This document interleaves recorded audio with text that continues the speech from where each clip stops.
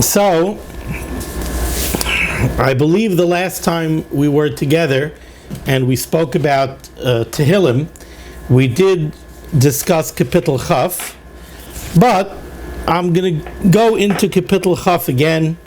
You know, Kapitel Chaf is one of those Kapitlach in Tehillim where it's such a beloved Kapitel, and I think it's a Kapitel that, you know, even as kids, I remember, I'll call Tzara Shaloi Tava, if ever there was any kind of Tzara and we had to say Tehillim, right away our Rabbeim said, okay, we're going to say Kapitel Chaf.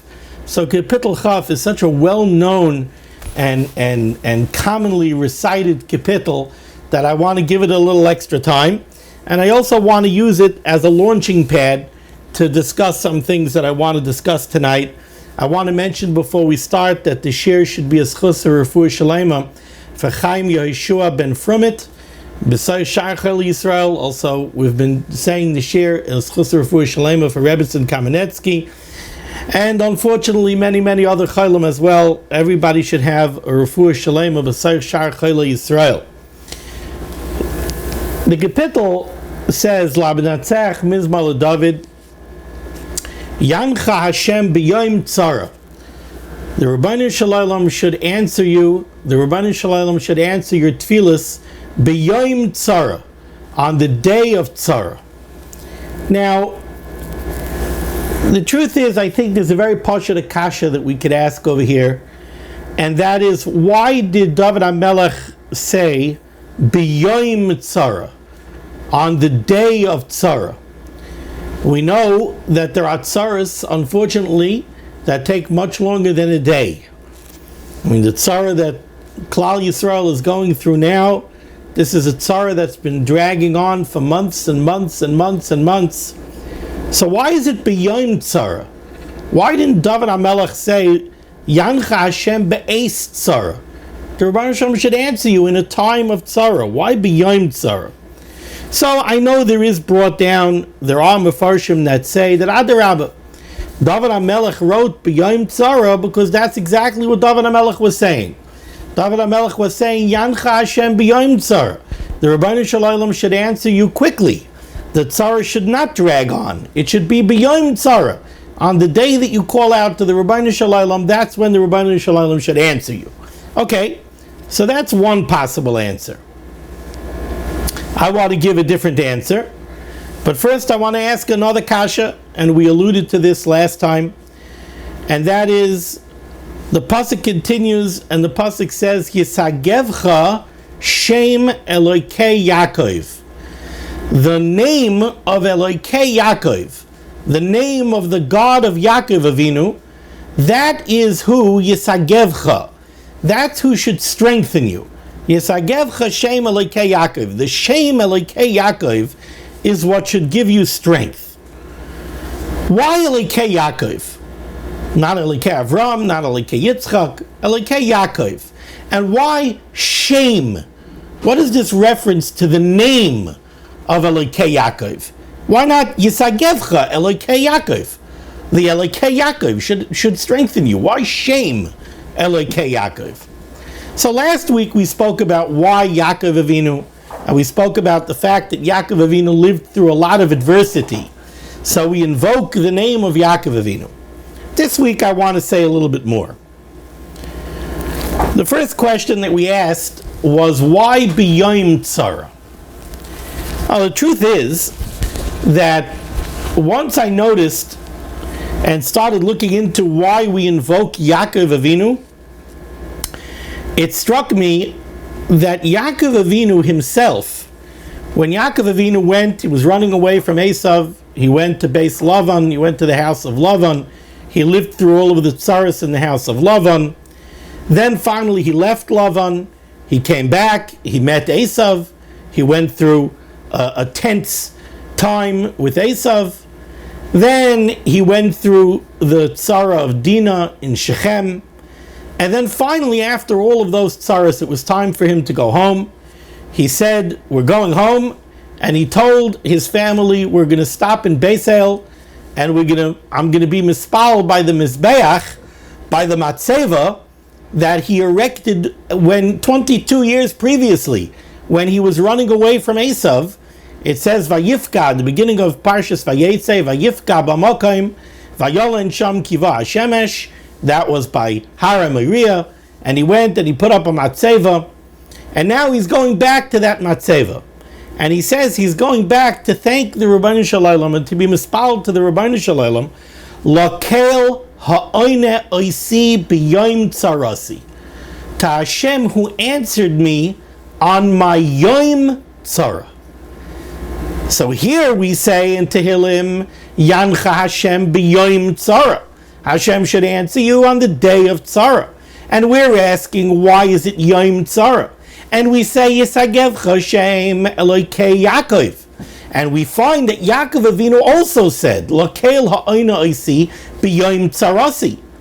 And the truth is, I always forget to turn something on. Now without fail, I always forget to turn something on. Forgot to turn on my audio recorder. I have to make a checklist. So, Yaakov Avinu, we could also ask the same question. Yaakov Avinu's tzara wasn't a yom. It was decades. It was decades that he had tzara.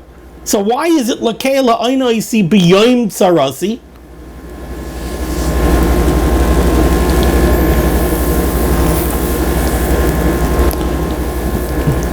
So I think that there's a very, very, very potent lesson over here.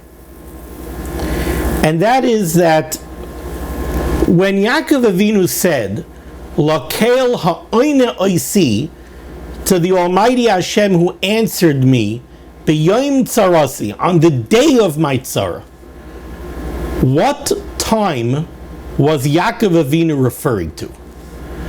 Was Yaakov Avinu referring to all of the years that transpired from when he left his father's house until he returned? Was Yaakov Avinu calling b'yom tzarasi every day that he suffered in the house of Lavan, and every day of tension when he was going to meet Esav, and every day of what transpired in Shechem, all of those 22 years? Is that what he was calling b'yom tzarasi? I think the answer is no. I think when Yaakov Avinu said, Lakel ha'oina oisi b'yom tzarasi, he was referring to one specific day. He was talking about the day that he had to run from Yitzchak Avinu's house. And if you want to get even more specific, we know that when he left Yitzchak Avinu's house, first he spent 14 years in Yeshiva Shem Ve'ever. I don't think he was talking about that time at all. That wasn't Yom Tzarasi. That was 14 years of Olam Haba. That was 14 years of sitting in the Beis Medrash, Ishtam Yoshev Ehalim, sitting and learning Teres Hashem Temima Meshivas Nafesh. He didn't call that Yom Tzarasi. That was wonderful. What was the Yom Tzarasi? The Yom Tzarasi was when he had to leave Yeshiva Shem Ve'ever, and then he had to finally run away. That's when Yaakov Avinu felt tsar. Now, Kolzman, he was in Yitzchak Avinu's house, everything was great. Kolzman, he was in Yeshiva Shem Ve'ever. So even though he had to run away from home, and even though he had to run away from Esav, but he ran into the Beis Medrash.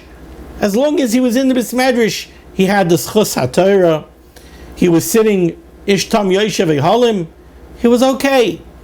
But when it was time to leave Yeshiva Shem Ve'ever, and now he's venturing out into the wild unknown, and he's going to a house of Lavan, now is when he felt bereft. Now is when he felt tzara. But what did he do? He went on his travels, Vayifka b'mokaim vayolen sham kiva Hashemesh, and he had a dream. And what happened in that dream? The Ribbono Shel Olam came to him, and the Ribbono Shel Olam said, Ushamarticha b'chol asher telech. You should know, Yaakov Avinu, I will watch over you, and I will protect you, b'chol asher telech. Guess what? Tzara over. There was no more tzara. Once Yaakov Avinu had a haftacha from the Ribbono Shel Olam, that the Ribbono Shel Olam said, U'shemarticha b'chol asher telech, everything that came after that wasn't a tzara. Now, what do I mean it wasn't a tzara? We know that Yaakov Avinu, in the end of Parshas Vayetze, he describes what it was like by Lavan. Lavan was constantly cheating him. The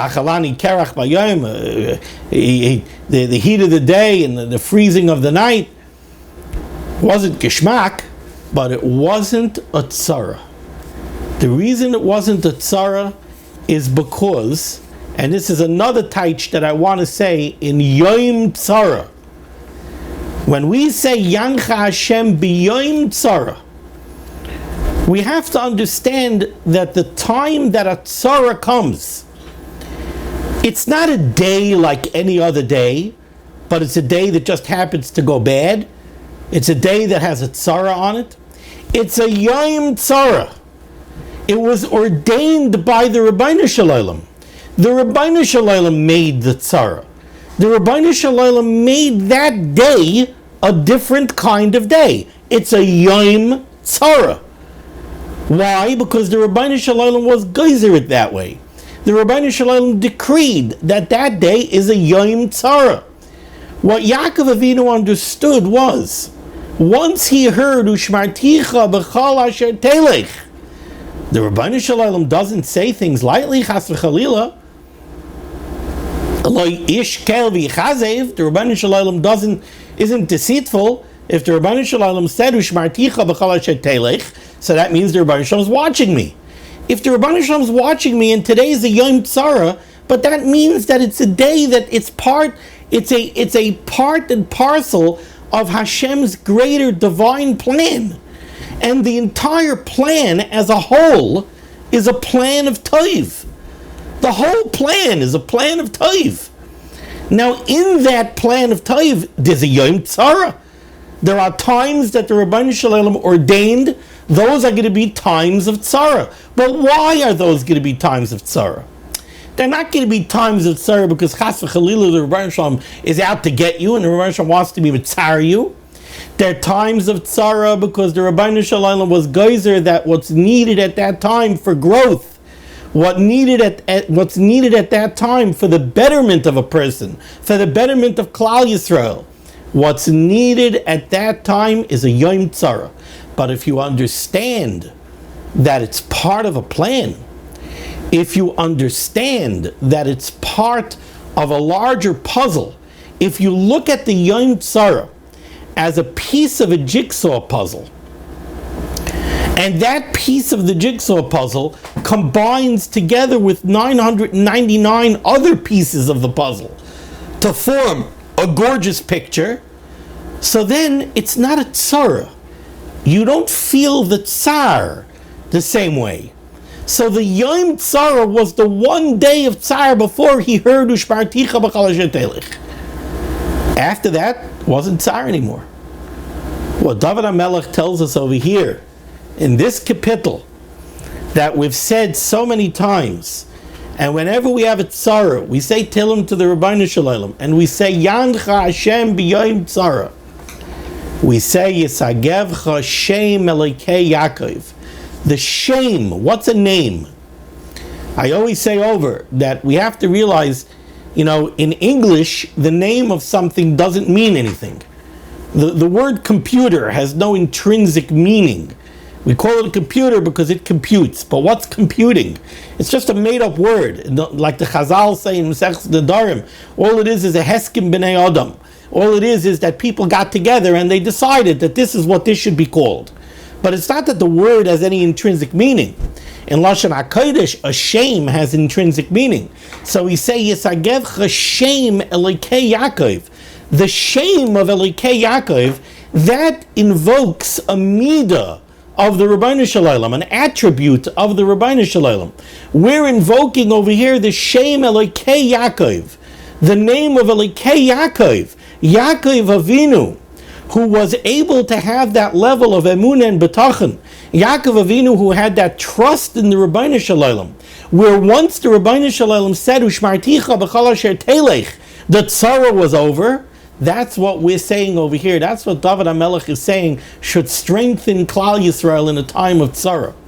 What should strengthen Klal Yisrael in a time of tzara is we should realize b'yayim tzara. B'yayim tzara. The tsar is only before we realize Ushmarticha b'chol asher telech.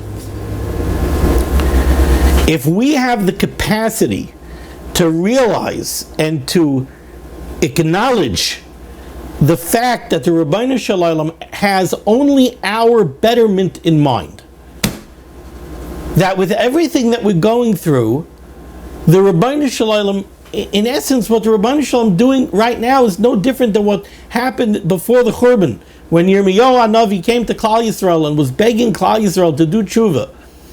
The Rabbeinu Shalom is coming to us, and the Rabbeinu Shalom is banging on the door.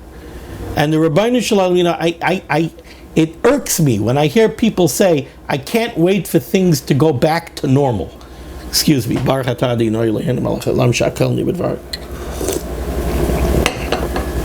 is no going back to normal. It's like the kids make a joke. They say there's BC and AC. BC is before Corona and AC is after Corona. It can't go back to normal. AC and BC can't be the same. The Rabbeinu Shalom has spent 7 months banging on the table and telling you it can't be the same. Can't be the same. Has to be different. Each and every person, I'm not preaching, I'm preaching to myself.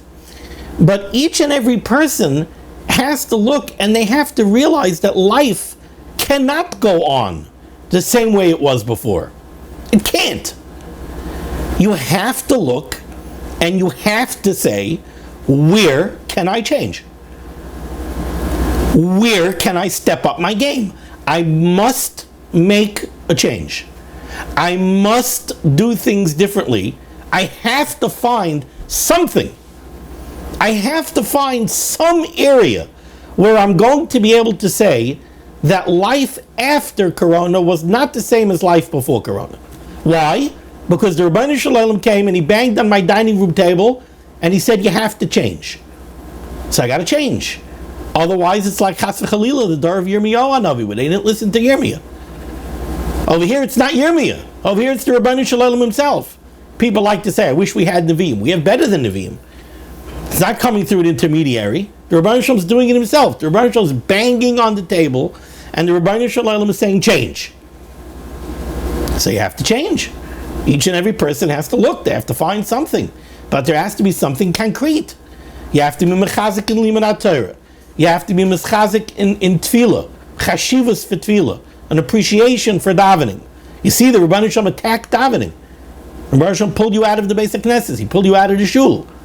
When you go back into the shul, it can't be the same way.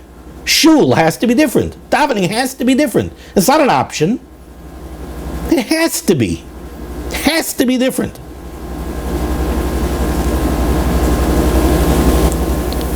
But once we know, and once we realize the Shem Elokei Yaakov, that the Rabbeinu Shalom is here, the Rabbeinu Shalom, the Ushmarticha b'chol asher telech, that was a haftacha to Yaakov Avinu. But we have haftachas to Klal Yisrael. The Rabbeinu Shalom made haftachas to us. The Rabbeinu Shalom promised Klal Yisrael that he's going to take care of us. So the Rabbeinu Shalom is not just forsaking us. The Rabbeinu Shalom is not just Chas v'Chalila walking away. Again, what the Rabbeinu Shalom is doing is he's coming into our homes. He's coming into our Batei Midrashim. He's coming into our Batei Knesiyos. He's coming into our yeshivas. He's coming into the yeshiva Ktanis. He's coming into the yeshiva Gdolos. And he's saying, there's something that I want. I want you to improve. But you know what that means? That means that he wants us. He wants us. He's trying to get our attention. So then it's not a tzara. Adarabah, it's the Rabbeinu Shalom calling out to us. It's Tekah b'shofar gadol l'cheruseinu. The Rebbeinu Shalom is blowing the shofar. The Rishir Zatzal Rav Moshe used to say about shofar all the time. He says the shofar is uru mishinaschem. You should wake up from your sleep. But we know that there are different kinds of alarm clocks. Some people set an alarm. It's a beautiful musical tone. And they hear that beautiful musical tone and it's enough to wake them up. That's a tekiah. We could wake up from a tekiah. It's a gentle, it's one straight tone, tekiah. Then there's a more staccato tone. Then there's the alarm clock. That's the shvarim. It's a little more strident. And then there's the trua. The trua is the fire engine going down the block with the blaring horn. That's the trua. But the Rebbeinu Shalom wants that we shouldn't need a trua. The Rebbeinu Shalom wants us to wake up from a tekiah. If you don't wake up from a tekiah, he's got to give you a shvarim. If you don't wake up from a shvarim, then chas v'chalil, he's got to give you a trua. We got to wake up. We got to wake up, and we got to realize that this is the Rebbeinu Shalom calling out to us. This is the Rebbeinu Shalom saying, come, I'm engaging with you. But come, step up your game. Improve. Halavai, that it's an improvement that the Rebbeinu Shalom wants, and Balta after the improvement, very soon after the improvement, we have Mashiach Tzidkeinu. We have a Geula Shlema. The Geula Shlema could be now, could be tomorrow, could be next week. But we have to step up our game. We have to show that we're improving. We have to show that we're listening. Now, on that note, we talk about the tsaras that we've been going through. We, and I'm going to count myself in that we, I'm going to say our community, even though I'm no longer living in Edison Highland Park, but definitely I have a connection to Edison Highland Park. We were hit very, very hard last week. The loss of Yoni Kohn, which is still such a shock, so hard to believe. Yoni was a very, very, very unusual person. Some of you knew him. I don't think any of you really knew him. I'm not sure any of us really knew him, but we interacted with him. Very, very unusual person, Yoni. You know, we had last week in Parshas Bereshis, I've said this many, many times, you've all heard this from me before, but the pasuk says, Vayitzar Hashem Elokim es ha'adam, Hashem created man, afar min ha'adama, dust from the earth, Vayipach ba'apav, and he blew into his nostrils nishmas chayim, a neshama, a breath of life. So, in a simple way, the way we understand the pasuk is that Hashem made Adam from Gashmias. Hashem made Adam, what is he? Afar min ha'adama. Go out to the backyard, take a scoopful of dirt, mix it with water, you have mud. Now you could form the mud into something, like modeling clay. But you know, if you take modeling clay and you make the image of a person, it's not going to start walking around. It's not going to start talking. It's dirt. That's all it is. It's Gashmi. It's Adama. So what did the Rebbeinu Shalom do? Vayipach ba'apav nishmas chayim. The Rebbeinu Shalom took a chelik elikam imal. The Rebbeinu Shalom took Ruchni, and the Rebbeinu Shalom injected the Gashmi with Ruchni. And that's what animated a person. Doctors, scientists, they can't even begin to decipher what is life. What is it that gives a person consciousness? What is it that animates a person? What is it that goes out of the person at the time of Misa? What happens?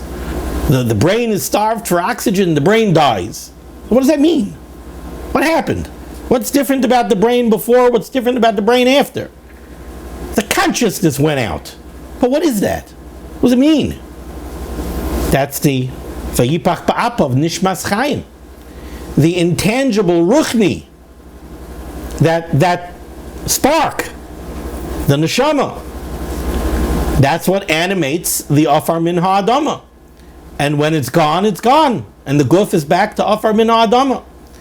Rabbeinu Bechaya says that that's what causes Tumah. Tumas Mace. What's the Tumah?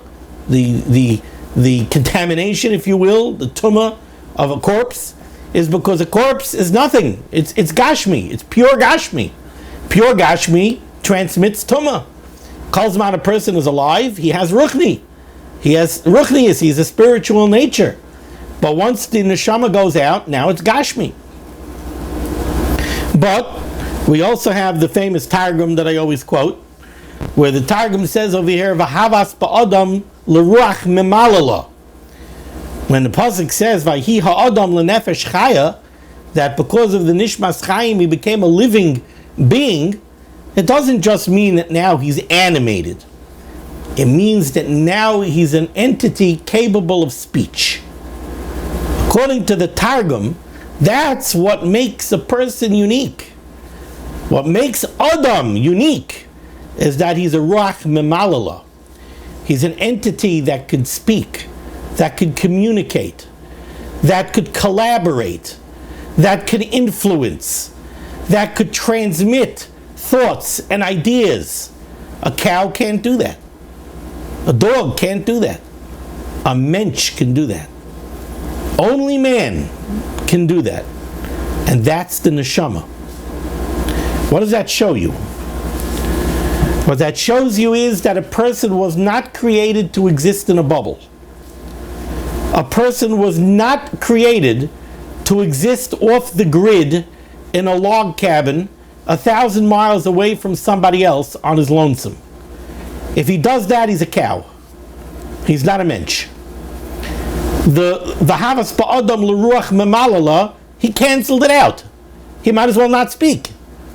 A person was created to interact with other people. A person was created to use his influence with other people. L'toiv.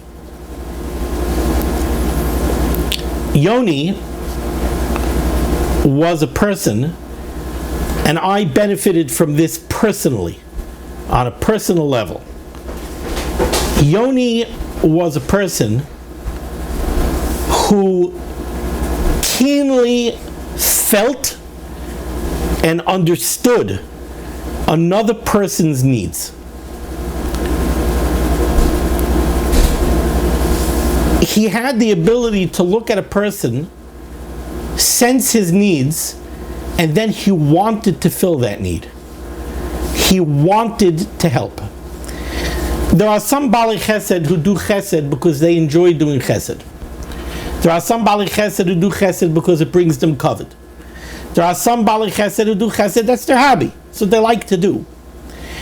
Yoni wanted to help somebody. Yoni saw a tzara by somebody else. He saw a challenge by somebody else, and he wanted to help him. He wanted to make that person's life better.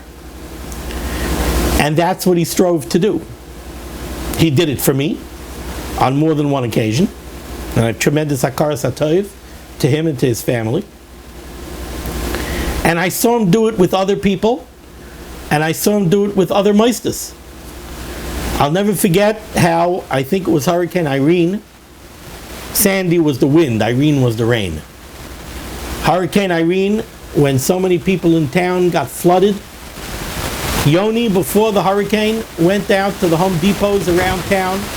He rented out pumps, he rented out hoses, he rented out wet dry vacs.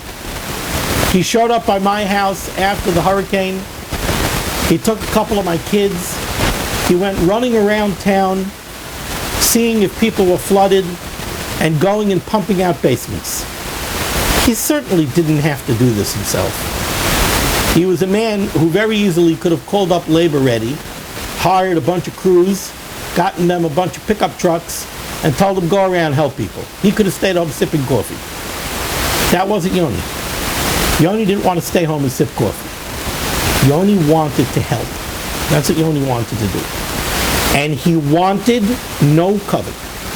I never met, well, cannot. I never met another man of means like this, who wanted to say, here's my money, go take my money to go do a davar tov, but I don't want to know anything about it. I don't want my name used. I don't want to sit in the front. I mean, I'm talking here to people who daven in the shtibel. Where did Yoni sit? I remember Yoni sitting right outside the door in the hall. not by the back table, behind the back table. Certainly not in the mizrachman. And he didn't want shlishi, and he didn't want psich tzanila, and he wanted to be in the shadows. But if he decided that, you know what, the shul needs to expand, in 10 minutes there would be a crew that would be ready to build an extension onto the shul. Because it was needed, so he would do it. There are other stories I could go into, but I don't think Yoni would want me to. But that's what Yoni was. And that's what was taken from us. And that's something that I want to speak about. Unfortunately,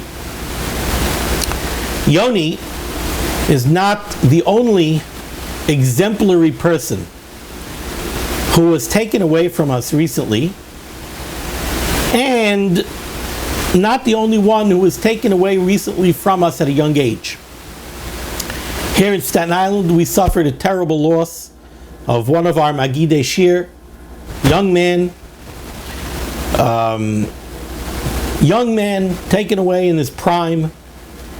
And he wasn't just a Magid Shir, he was somebody that all of the Talmidim had a very close kesher with. Reb Shimon Mendel, Zechet Tzadik Levracha, very, very unusual, exemplary person, who helped hundreds and hundreds and hundreds of Talmidim, who was always there with an open ear and an open heart. And again, an exemplary person taken away from us at a young age. And these two are also not the only ones. And then we have very, very special people, very exemplary people at older ages, but also very special people that we lost just the last several months, the last year or two. And it kind of feels like the Ribbono Shel Olam is taking away the cream of the crop. The Ribbono Shel Olam is mamish hand-picking the best, and he's taking them away from us. Why? Now, of course, ultimately we can't ask why. Like we said, Yisagev Hashem Elokei Yaakov. It's part of the Ribbono Shel Olam's master plan, and the master plan is for our good. So I'm not asking why in that sense, but at the same time we have a chiyuv to look at it. We have to look at what's going on, and we have to see what we can learn from it. And there's a machshava that I have in the parsha, in Parshas Noach. You have Noach goes through the Mabul. He goes through his time in the Teva, and then finally the Mabul is over. He comes out of the Teva. And the pasuk says,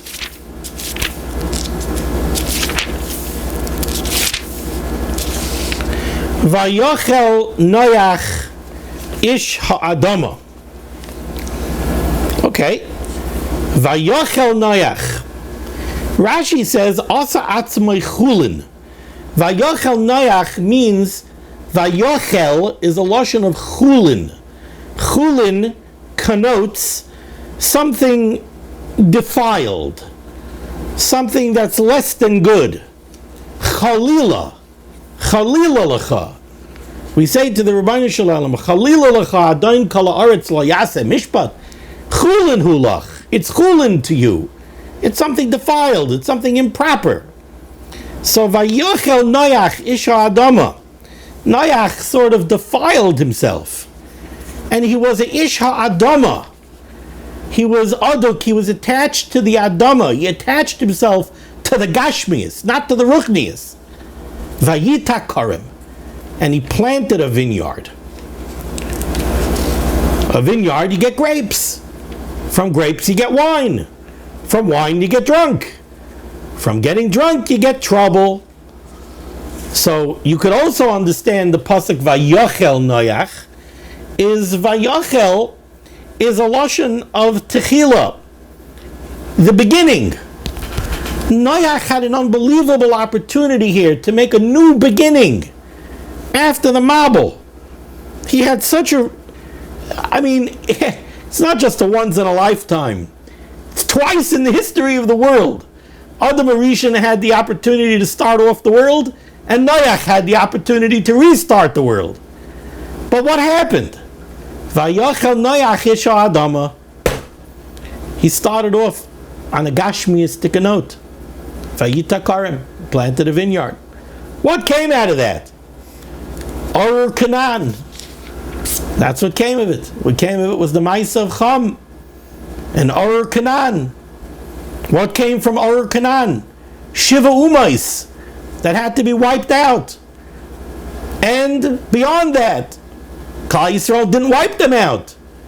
Because Klal Yisrael didn't wipe them out, that brought Avodah Zarah into Eretz Yisrael. Because Avodah Zarah was brought into Eretz Yisrael, eventually came Golus. So much tsar, so much tzara could be linked back to Vayochel Noach Ish Ha'adama Vayita Karim.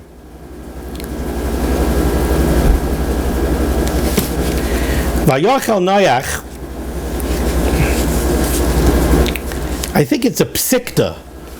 I think I just saw it brought down. Let me see.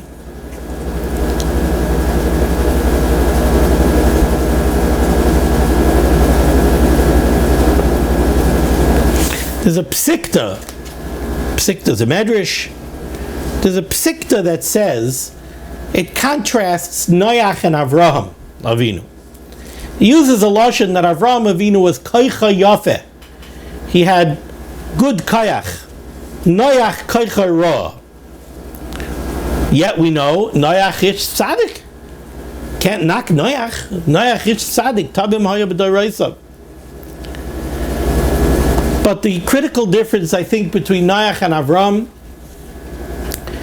is that Avram Avinu grew. Avram Avinu worked on himself, and Avram Avinu grew. He grew from being the son of Terach, an Avodah Zarah merchant who lived in Aram, to becoming Avram Avinu, the beginning of Klal Yisrael. Noach protected himself, and he didn't get lost. He didn't become bad. He didn't turn to bad. He protected himself, and he was sur me'ra. He was able to turn away from the ra of the Dor Mabul, and he was able to insulate himself against the evil influences of the Dor Mabul, and because of that he was able to be saved. And he saved the entire world. But after the Mabul, he didn't grow. Vayochel Noach Ish Ha'adama. Somehow there was still that Ish Ha'adama. There was still somehow a connection to Gashmias that led to Vayita Karim. Avram Avinu was not just Sur Me'ra. Avram Avinu was Aseh Toiv. He didn't just turn away from bad. He did good, and he grew, and that brought about a Klal Yisrael. And what we see from here is the tremendous achrayus, the tremendous responsibility that a person has to grow, to work on himself and to grow. You know, there's an unbelievable Tiferes Yisrael. I don't think it's very well known, but there's a beautiful Tiferes Yisrael that's brought down in Mishnayos, the end of Masechtas Kedushin, that says an unbelievable thing, an unbelievable story about Moshe Rabbeinu. It says that one of the kings, one of the non-Jewish kings in the time of Moshe Rabbeinu, heard all of these unbelievable things about Moshe Rabbeinu. And he wanted to understand, Ma tivoi shel ish hazeh. What is this person, Moshe Rabbeinu? What makes him tick? How did he become this Ish HaElokim, who was able to bring about all these nisim and everything, be the emissary of the Ribbono Shel Olam, and become who he was? And especially, he was an Ish Mitzri. He grew up in the palace of Paroi. He didn't grow up in Amram's house. He didn't grow up in the tents of the Levium, in the Bata Midrashim. He grew up in Beis Paroi. How did he become Moshe Rabbeinu? So he had Chachamim, this king. He had wise men who were very well versed in the Chachma that we don't have nowadays. The Chachmas HaPartzuf. They were able to look at a person's face. You know, like we hear about reading palms. They were able to read a face. They were able to read a person's face, and in a person's face, they could see his midos. They could see his attributes. So he sent the royal artist to go paint a picture of Moshe Rabbeinu and bring it back to show it to the Chachamim. So the Chachamim should be able to tell him, what's the nature of this person, Moshe Rabbeinu? So the artist went and he painted a picture. He came back and he showed it to the Chachamim. The Chachamim looked at it and the Chachamim said, that person? He's a Baal Gaiva, he's a Baal Taiva, he's a Ritzeach, he's money hungry. Every bad midah that they could come up with, that's how they upteiched Moshe Rabbeinu. So the king said, what are you, crazy? This is Moshe Rabbeinu Ish HaElokim that you're talking about. So the Chachamim said, look, don't look at us. It must be that the artist did a bum job. When the artist painted the picture, he must have had a bad camera. He must have painted a bad picture. We're only reading off of the picture. So the king went to the artist and said, I sent you to do a royal mission, you screwed up? So the artist said, no, my picture is 100% accurate.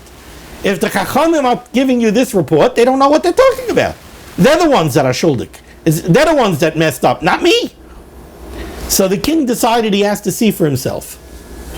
So he went to travel to Moshe Rabbeinu. And he met Moshe Rabbeinu. And he took the picture, and he looked at the picture, and he looked at Moshe Rabbeinu. And he said, the artist did 100% beautiful reckoning. It's 100% right. So that means that the Chachamim were wrong. So he went back to the Chachamim, and he told the Chachamim, you guys don't know what you're talking about. And then he asked Moshe Rabbeinu, what's pshat? Who did a bad job here? Are the Chachamim wrong? Is the artist wrong? The artist doesn't look like he's wrong. So what's going on? Says the Tiferes Yisrael, and I don't know where he quotes this from. He says that Moshe Rabbeinu said the artist is right and the Chachamim are right. They're both right. The picture is a perfect picture of me. And the Chachamim are reading in my face all of the midas that I truly have. All of those bad midas, I have them. I was born with them. But I worked on myself. And I was kovish my yetzer. And I worked on my midas. And I perfected myself. But they can still be seen on my partzuf. Because they're still, they were made as a part of me. And that's the only reason that I'm Moshe Rabbeinu. If I wouldn't have been created with those midas, and I wouldn't have worked on removing them, I wouldn't be Moshe Rabbeinu. I'm Moshe Rabbeinu because I was able to overcome them. That's the chiyuv that a person has to work on himself. I would like to suggest that one of the reasons the Ribbono Shel Olam is taking away these special people from us is because the Ribbono Shel Olam is asking us a question. Why was there one Yoni? Why aren't there 100? Now you'll tell me, I mean, there aren't 100 people of his means. No. The question isn't the money. The praise of Yoni, I'm not praising Yoni in his business acumen. I'm not praising Yoni in the fact that he had the money. I'm praising Yoni that he knew what to do with it. I'm praising Yoni of the gefühl that he had for another person. You could have that if you have a quarter in your pocket. My sister-in-law, Memlibi Aleh Shalom, had that without any means. She had no money. She didn't need money. She knew how to give a person a smile. She knew how to give a sanitation man a cup of tea.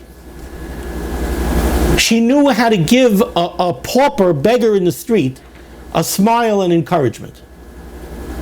She knew how to give a child a gift and put a smile on their face. So you don't need to be a multimillionaire. That's not the issue. The issue is, why aren't there 100 Yonis who have that gefühl for another person's tsar? Why aren't there 1,000 Shimon Mendels? We have yeshivas. We have Bate Midrashim. We praise ourselves. Take a look at the mirror in Yerushalayim. Thousands of Yungalite, thousands of Bachrim. Take a look at BMG. Take a look at Lakewood. Hundreds and hundreds of Bachrim and Yungalite. So why was Reb Shimon such an exemplary, outstanding person? Why aren't there hundreds of them? Because we're not working on ourselves. Because Reb Shimon worked on himself. And he became who he was. That's why he was outstanding. And that's why he was exemplary. But why aren't we all doing that? By the Ribbono Shel Olam taking them away and making us miss them, the Ribbono Shel Olam is munning from us. The Ribbono Shel Olam is saying, why not you? Why? Why is he exemplary? Why is he so outstanding? Ganz Klal Yisrael should be that way. Especially the Lomdei Torah. The ones that are learning Torah, for sure they should be that way. They say over, I think it was from Reb Gifter, Zechet Tzadik Livracha. They say over that when he was a bacher in yeshiva, he had pictures of Gedolim over his bed in the dormitory. And amongst the pictures, he put a sign that said, why not me? Why not me? He munned from himself. And that's why he became Reb Gifter. Because he munned from himself. We have to munn from us. We can't just mourn what we've lost. We have to look at it and we have to munn from ourselves that we have to be what they were. Whether the Ribbono Shel Olam will give us the means to accomplish the things that Yoni accomplished, that's the Ribbono Shel Olam's cheshbon. The Ribbono Shel Olam will give it to who he will. But that the Ribbono Shel Olam doesn't munn from us. The Ribbono Shel Olam doesn't munn from us to give tens of thousands of dollars to tzedakah. We don't have it. If he gives it to us, he munns it from us. But if we don't have it, we don't have it. But ish kefi madregasai, ish kefi yechaltai. Each person according to their means. The midos they can have. The abilities they can have. But we have to work on ourselves to be that. I think these are some of the machshavas that we have to have. This is some of the outlook that we have to have on this Yom Tzara that we're going through. We have to realize that it's all part of the Ribbono Shel Olam's plan. We have to know that the Ribbono Shel Olam gives a HaTorah to Klal Yisrael, that he's going to take care of us and that he's here for us. We have to realize that the Ribbono Shel Olam is doing this l'toiv, that the Ribbono Shel Olam is calling out to us and we must respond. And we have to realize the tremendous achrayus and the tremendous obligation that we have to work on ourselves and perfect ourselves and to become those exemplary people, to fill the slots of the people that we've lost, and to make sure that there are hundreds and hundreds of them not that they should be such yichidim. The Rebbeinu Shem should send Yeshuas and Refuas. The Rebbeinu Shem should send Parnasa to all those who are suffering without Parnasa. The Rebbeinu Shem should be Megan. The Rebbeinu Shem should protect everyone. Nobody else should get sick. Those who are sick should have a Refuah Shalema, and it should be B'karov, it should be quickly. Those that are suffering through all of the other ancillary challenges of this time, quarantines and schools being shut down, and the emotional difficulties and scars and the familial difficulties, the Rebbeinu Shem should help everyone. We should all grow from it, and we should be zeichet to see that the Rebbeinu Shem should bring, as a result of this, we should all grow. It should be a different Klal Yisrael coming out the other side, and it should be a Klal Yisrael that the Rebbeinu Shem looks at, and the Rebbeinu Shem says, now I could bring the Geula Shlema. So we all say we want the Geula Shlema. The Rebbeinu Shem wants us to step up to the plate, and the Rebbeinu Shem wants to be able to look at us and say, that's a Klal Yisrael that I could bring. That's a Klal Yisrael that I could send Mashiach. That's raw material that I could bring to Eretz Yisrael, and I could work with them, and I could make them an Am Segula. I could make them what Klal Yisrael is supposed to be. It's an Ummah that Taka responds, that steps up to the plate, that wants to do the Ratzon HaBorei. We should be zeichet to see the Geula Shlema b'mehera v'yameinu.